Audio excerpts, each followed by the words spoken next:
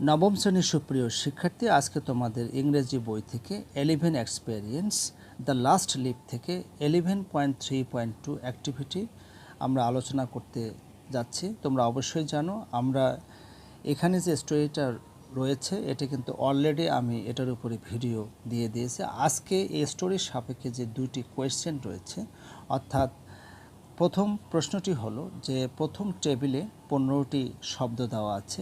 এই 15টি শব্দ টেবিল 2তে কিছু ফ্রেজ আছে, এই ফ্রেজের সাথে ম্যাচিং করে বসাতে হবে। আর দ্বিতীয় প্রশ্নটি হলো আমাদের এখানে স্টোরির সাপেক্ষে 5টি সংক্ষিপ্ত প্রশ্ন আছে। এই 5টি সংক্ষিপ্ত প্রশ্নের উত্তর আজকে তোমাদেরকে আমি প্রদান করব। তবে যেহেতু এটি অলরেডি আমরা আলোচনা করেছি বাংলা অনুবাদ সহকারে, আজকে শুধু বোঝানোর জন্য অর্থাৎ বোঝার সুবিধার্থে আমি শুধু এই স্টোরিটা বাংলা অনুবাদটি আমি পড়ে যাচ্ছি, যাতে করে আমরা বুঝতে পারি যে টেবিল 1 থেকে টেবিল 2তে আমরা কিভাবে বসাবো এবং প্রশ্নের উত্তরগুলো আমরা কিভাবে দেব। স্টোরিটির নাম হলো দ্য লাস্ট লিপ, লিখেছেন by O Henry. Washington Square থেকে পশ্চিমের শহরের একটি ছোট অংশে রাস্তাগুলো যেন পাগল হয়ে গেছে। তারা বিভিন্ন দিকে মন নেয়। তারা ছোট ছোট অংশে বিভক্ত হয়েছে, যেগুলোকে জায়গা বলা হয়। একটি রাস্তা এক বা দুইবার নিজের উপর দিয়েই চলে গেছে।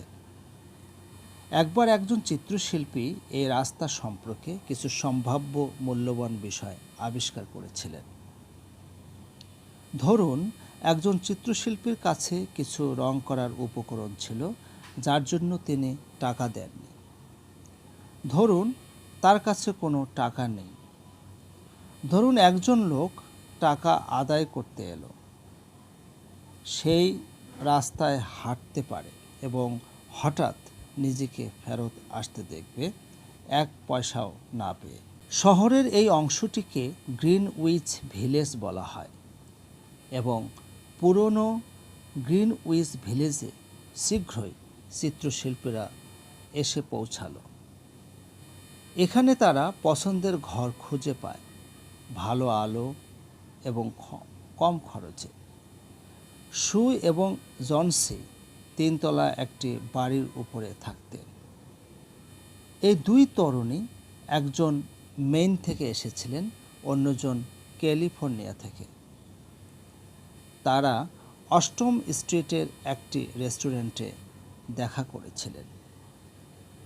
সেখানে তারা আবিষ্কার করেছিলেন যে তারা একই ধরনের শিল্প, একই ধরনের খাবার এবং একই ধরনের পোশাক পছন্দ করেন। তাই তারা একসাথে থাকবে এবং কাজ করার সিদ্ধান্ত নেন। সেটা ছিল বসন্তকাল। শীতের দিকে গ্রিনউইচ ভিলেজে একজন শীতল অপরিচিত ব্যক্তি প্রবেশ করলেন। কেউ তাকে দেখতে পায়নি। সে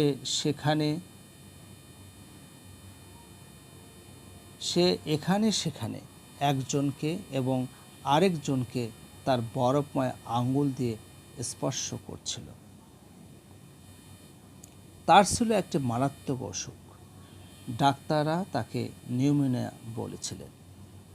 শহরের পূর্ব পাশে সে দ্রুত চলাচল করছিল, অনেককে স্পর্শ করছিল, কিন্তু গ্রিনউইচ ভিলেজের সরু রাস্তায় সে তেমন দ্রুত চলছিল না। মিস্টার নিউমোনিয়া কোনো ভালো লোক ছিলেন না। একজন ভালো লোক একটি দুর্বল ছোট মেয়েকে কষ্ট দিতেন না, যে ক্যালিফোর্নিয়া থেকে এসেছে। কিন্তু মিস্টার নিউমোনিয়া জনসিকে তার শীতল আঙ্গুল দিয়ে স্পর্শ করেছিলেন। সে তার বিছানায় প্রায় অনড় হয়ে পড়েছিল এবং জানালার বাইরে তার বাড়ির পাশের দেয়ালের দিকে তাকিয়েছিল।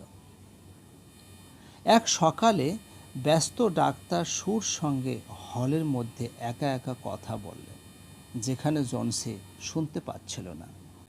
তার খুব সামান্য সম্ভাবনা আছে, তিনি বললেন। সে বাঁচতে চাইলে তার কিছু সম্ভাবনা আছে। যদি মানুষ বাঁচতে না চায়, আমি তাদের জন্য বেশ কিছু করতে পারি না। তোমার ছোট্ট বন্ধুটি মনে মনে ঠিক করে ফেলেছে যে সে ভালো হবে না। কোনো কিছু কি তাকে চিন্তিত করছে? সে সবসময় ইতালিতে যেতে চেয়েছে এবং নেপলস উপসাগরের একটি ছবি আঁকতে চেয়েছে। সু বললেন, পেইন্ট? আঁকা নয়। এমন কিছু আছে যা নিয়ে চিন্তিত হওয়া উচিত। কোনো পুরুষ? পুরুষ? সু বললেন, পুরুষ কি এর মূল্য? না ডাক্তার, কোনো পুরুষ নেই।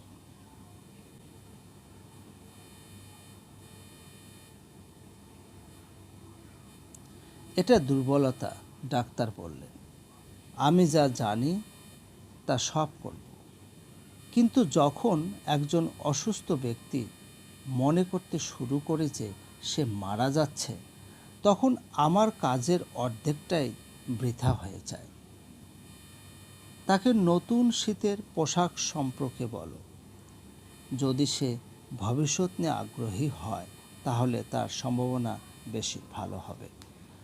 নবম শ্রেণীর সুপ্রিয় শিক্ষার্থী, যেহেতু আগে এই ভিডিওটি ইংরেজি অনুবাদ সহ এবং বাংলা অনুবাদ সহ আলোচনা করেছি, শুধু বোঝার সুবিধার্থে আমি শুধুমাত্র বাংলা অনুবাদটি পড়ে শোনাইলাম। এখন যে দুটি প্রশ্ন রয়েছে এই দুটি প্রশ্নের উত্তর আমি এখন প্রদান করতে যাচ্ছি। এখানে তোমরা দেখতে পাচ্ছ টেবিল 1 অর্থাৎ টেবল 1। এখানে মোট 15টি শব্দ রয়েছে। প্রথমটা হচ্ছে ফ্রেঞ্জি, তারপর disorder, suppose, pneumonia, travelling, uncomfortable, direction, restaurant, হারিট, Naples, chaos, valuable, art, weakness, useless. এই 15টি শব্দ আমরা যেমন বাংলায় বলি না এক কথায় প্রকাশ, সেরকম আর কি, যে এখানে একটা ফ্রেজ দেওয়া আছে এবং এই ফ্রেজের পুরোটা পরে এর এক কথায় প্রকাশটা কী হবে। এক কথায় প্রকাশটা যেটা হবে সেখান থেকে এখানে একটা শব্দ চয়েস করে বসাতে হবে, অর্থাৎ ফ্রেজের বাংলা মিনিংয়ের সাথে মিল রেখে। যেমন এখানে দেয়া আছে a state of wild or uncontrolled activity or excitement. Wild মানে কি? বন্য। আনকন্ট্রোলড অনিয়ন্ত্রিত কর্মকাণ্ড এবং উত্তেজনার অবস্থা, এটাকে এক কথায় আমরা বলতে পারি ফ্রেঞ্জি। মানে যদি কেউ এরকম স্টেটে থাকে, বন্য, আনকন্ট্রোল, অনিয়ন্ত্রিত কর্মকাণ্ড এবং উত্তেজনাময় যদি অবস্থার মধ্যে থাকে, এটাকে আমরা এক কথায় বলতে পারি ফ্রেঞ্জি। ফ্রেঞ্জি মানে উত্তেজনাময়, uncontrolled. Okay. Not able to be controlled or restraint, অর্থাৎ নিয়ন্ত্রিত হওয়ার সামর্থ্য নেই বা সংযত হওয়ার সামর্থ্য নেই, এটাকে আমরা এক কথায় বলতে পারি আনকন্ট্রোলেবল। এগুলো কিন্তু ওই প্রথম বক্সে দেওয়া আছে, তো সেখান থেকে আমি এখানে সঠিক উত্তরটা পাশে লিখেছি। আর ফ্রেঞ্জি তোমাদের টেক্সট বই এটা দেওয়াই ছিল। এরপরে কমপ্লিট ডিসঅর্ডার অ্যান্ড কনফিউশন, মানে ডিসঅর্ডার হচ্ছে বিশৃঙ্খলা, কনফিউশন মানে সন্দেহ বা দ্বিধাদ্বন্দ্ব। তো এটাকে এক কথায় প্রকাশ করলে হবে খ্যাওয়াস, মানে এটা বিশৃঙ্খলা। ডি নাম্বার, lack of order or regular arrangement, confusion, untidiness. মানে অর্ডার মানে কি? শৃঙ্খলার অভাব, তারপর নিয়মিত ব্যবস্থাপনার অভাব, কনফিউশন দ্বিধাদ্বন্দ্ব, আনটাইটনেস মানে পরিষ্কার পরিচ্ছন্নহীনতা। তার মানে সব কিছু মিলে এটাকে এক কথায় বলতে পারি ডিসঅর্ডার মানে বিশৃঙ্খলা। Number E, the course or path along which something moves, faces or is end. Course মানে হচ্ছে রাস্তা, পাথ মানে রাস্তা বা পথ, যেটার মধ্য দিয়ে কোনো কিছু মুভস মানে যায়, মুখোমুখি হয়, অথবা যেটাকে লক্ষ্য করে যায়। তো এটাকে আমরা এক কথায় বলতে পারি ডিরেকশন অর্থাৎ নির্দেশনা। F, having great worth, importance or usefulness, মানে যেটার মধ্যে অনেক মূল্য আছে, গুরুত্ব আছে, উপকারিতা আছে, এটাকে আমরা এক কথায় বলতে পারি ভ্যালুয়েবল অর্থাৎ মূল্যবান।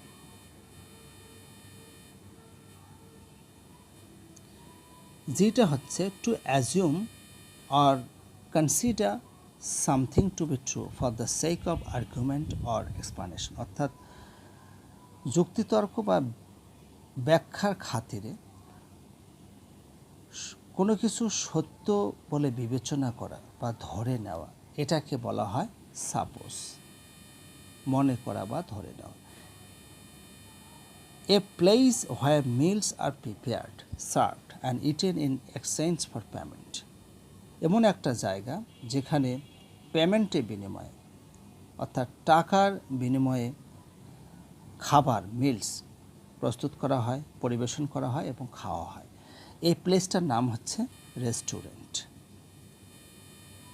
I number the expression or application of human creative skill and imagination typically in visual form such as painting or sculpture. Human creative skill অর্থাৎ মনুষ্য সৃষ্টিশীল দক্ষতার যে অভিব্যক্তি, যে অ্যাপ্লিকেশন, কল্পনা শক্তি, যেটা ভিজুয়াল ফর্মে দৃশ্যমান ফর্মে প্রতীয়মান করা হয় বা দেখা হয়, এরকম পেন্টিং যেমন সাসেস পেন্টিং অর স্কাল্পচার অথবা ভাস্কর্য, এটাকে এক কথায় আমরা বলতে পারি আর্ট। যে number an infection that causes inflammation in one or both lungs, typically characterized by coughing, fever and difficulty breathing. Infection মানে একটা সংক্রমণ, যেটা আসলে একটা ফুসফুস বা ফুসফুসের উভয় পাশে যন্ত্রণা হয়, মানে ইনফ্লামেশন হয়। এবং কেন হয়? এটা মাঝে মধ্যে কফ অর্থাৎ কাশি থাকে, জ্বর থাকে এবং ডিফিকাল্টি ব্রেদিং মানে শ্বাসকষ্টের সমস্যা থাকে। এটাকে আমরা এক কথায় এই রোগটাকে বলতে পারি নিউমোনিয়া। কে নাম হচ্ছে ডান or acting with excessive speed or urgency, অর্থাৎ দ্রুততম গতি এবং আর্জেন্সির ভিত্তিতে কোনো কিছু করা, এটাকে আমরা বলতে পারি হারিট মানে তাড়াতাড়ি, যেটা ত্বরা যেটা।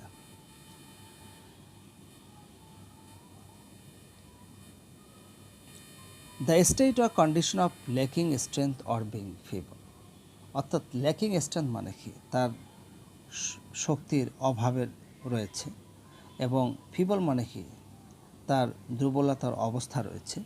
এটাকে আমরা এক কথায় বলতে পারি উইকনেস অর্থাৎ দুর্বলতা।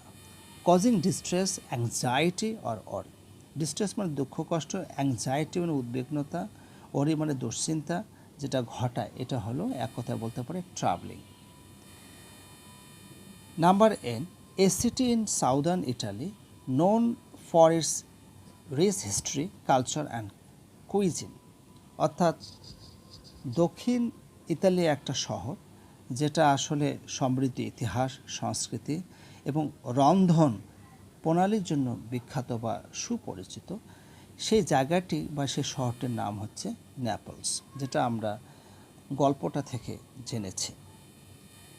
Having no purpose or effectiveness, futile or of no value, মানে যেখানে কোনো কার্যকারিতা নেই, শুধুমাত্র ব্যর্থতা রয়েছে এবং কোনো মূল্য নেই, এটাকে এক কথায় বলতে পারি ভ্যালুলেস অর্থাৎ মূল্যহীন। এরপরে 11.3.2 আমরা পড়ে নিচ্ছি আমাদের জন্য নির্দেশনা কী দেওয়া আছে। Now read the story again and in pairs or groups discuss the answers to the following questions. আমরা স্টোরিটা আসলে পড়ে ফেলেছি, এখন নিচে প্রশ্নগুলোর উত্তর আমরা এখন দিতে যাচ্ছি। প্রথম প্রশ্নটি হলো, what are the characters introduced in this story, অর্থাৎ এই গল্পটিতে কয়টি চরিত্র আছে বা কী কী চরিত্র আছে।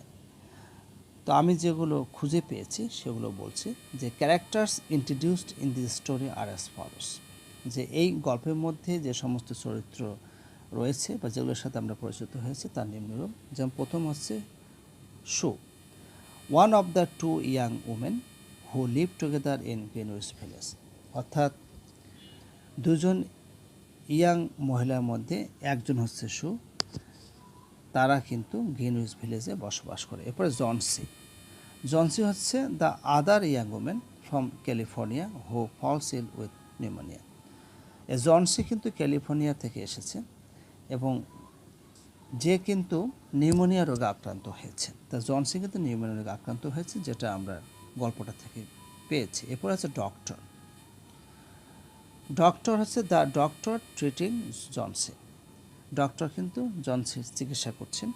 Mister pneumonia personified as a cold stranger representing the illness. আসলে মিস্টার নিউমোনিয়া এটাকে এনাকে আসলে একজন শীতল আগন্তুক হিসাবে প্রতিকায়িত করা হয়েছে। মূলত মিস্টার নিউমোনিয়া ইলনেস অর্থাৎ শারীরিক যে অসুস্থতা, ফিজিক্যাল যে ইলনেস, সেটাকে আসলে ইন্ডিকেট করেছে। বি নাম্বার কোয়েশ্চেন হচ্ছে what is the setting of the story. এই গল্পটির সেটিং কোথায়? বা এখন এর উত্তরটা হবে the story is set in Greenwich village, a small artistic area in New York City, specifically in a 3-story building where Sue and John C. live. এই গল্পটা আসলে গ্রিনউইচ ভিলেজে সেট করা হয়েছে। এটা একটা ছোট আর্টিস্টিক এরিয়া, একটা শিল্পময় এলাকা নিউ ইয়র্ক শহরের মধ্যে। বিশেষ করে এই বিল্ডিংটা আসলে 3 তলা বিল্ডিং, যেখানে সু এবং জনসি বসবাস করে। এটা হচ্ছে সেটিং, অর্থাৎ গল্পটা সেটিংটা এটা, যেখান থেকে গল্পটা শুরু হয়েছে। The time is likely late fall or early winter. তো সময়টা সাধারণত হচ্ছে লেট ফল, শীতকালের ঠিক শেষের দিকে, এবং আর্লি উইন্টার, ঠিক আছে। অর্থাৎ আর্লি উইন্টার কি, কেবল শীতকাল শুরু হবে, হ্যাঁ, এটা। আর হচ্ছে as pneumonia spreads due to the cold. আর ঠান্ডার কারণে আসলে নিউমোনিয়া রোগটা ছড়িয়ে যায় বা ছড়িয়ে পড়ে। তো এই হচ্ছে গল্পটার সেটিং। এরপরে what is the theme of the story. তাহলে এই গল্পটার বিষয়বস্তু কী, থিমটা কী? The theme revolves around hope, illness and the will to live. গল্পটা আসলে বিষয়বস্তু 3টি থিমকে নিয়ে আবর্তিত হয়েছে। প্রথমটা হচ্ছে হোপ, আশা, মানুষ আশা নিয়ে বেঁচে থাকে। পরেরটা হচ্ছে ইলনেস, অসুস্থতা। এরপরে হচ্ছে দ্য উইল টু লিভ, অর্থাৎ বেঁচে থাকার ইচ্ছা বা প্রত্যয়।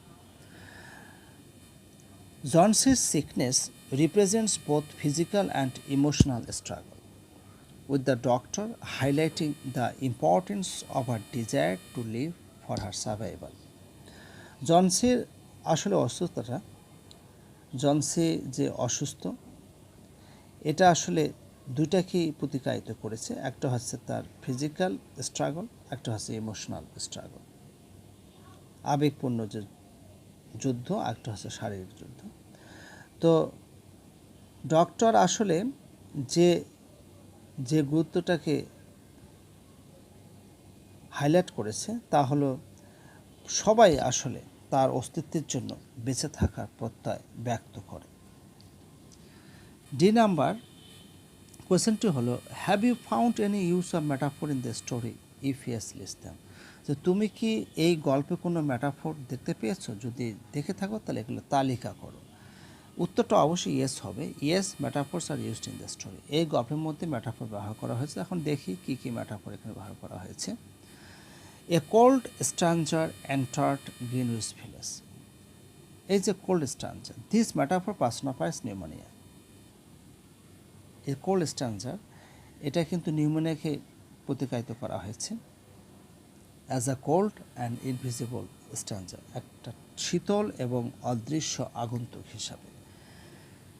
হি walked around touching one person here and another there with his icy fingers.